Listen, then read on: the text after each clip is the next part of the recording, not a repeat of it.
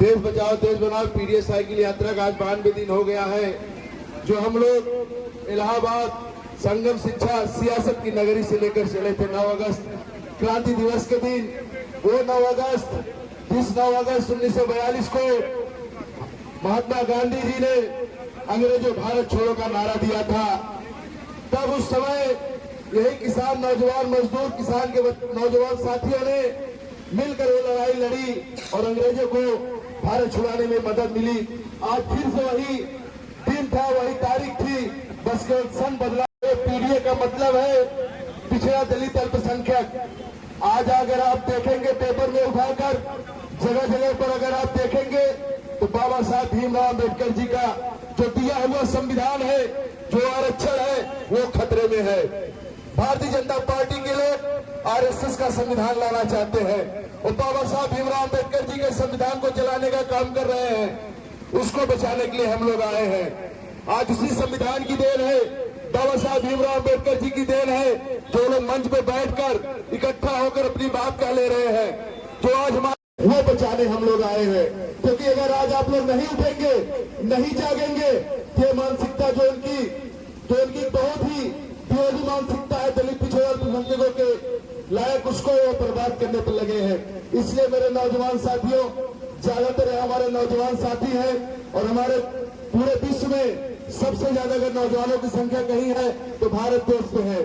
जब जब नौजवान ने लड़ाई लिया है, देश में सत्ता परिवर्तन हुआ है।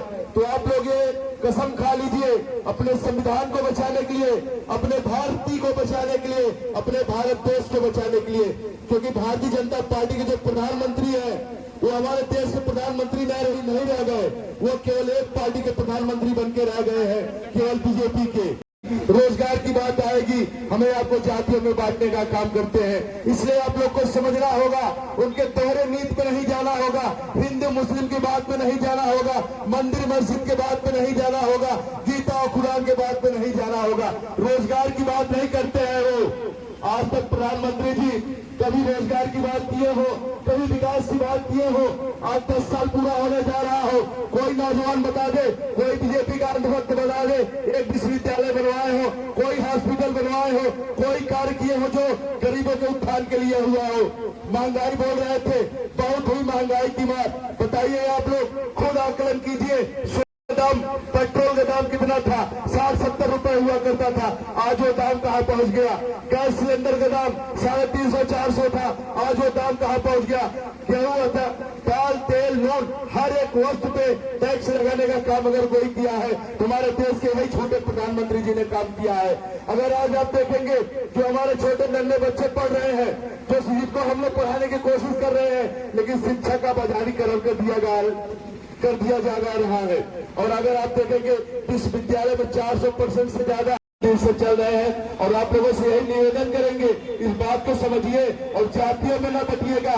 ये जो पीडीए साइकिल यात्रा चल रही है, ये केवल आप लोगों के हक अधिकार की लड़ाई है। अखिलेश यादव जी एक दिन लखनऊ में 20 किलोमीटर साइकिल चला दिए, बीजेपी वालों के सीने पे साइकिल चलाने का काम किए हैं। उनके अंदर भूचाल आ चुका है, परेशान हो गए हैं, इसलिए ये परेशानी उनके अंदर बननी नहीं चाहिए। और इसलिए आप लोग लगातार लोगों को जोड़ने का काम कीजिएगा। इसके साथ साथ अपने वोट की रखवाली भी कीजिए, क्योंकि अगर आप अपने वोट की रखवाली नहीं करेंगे तो जो समाजवादी पार्टी के वोटर है उनका वोट काटने का काम अगर कोई कर रहा है, हमारे देश के प्रधानमंत्री जी है।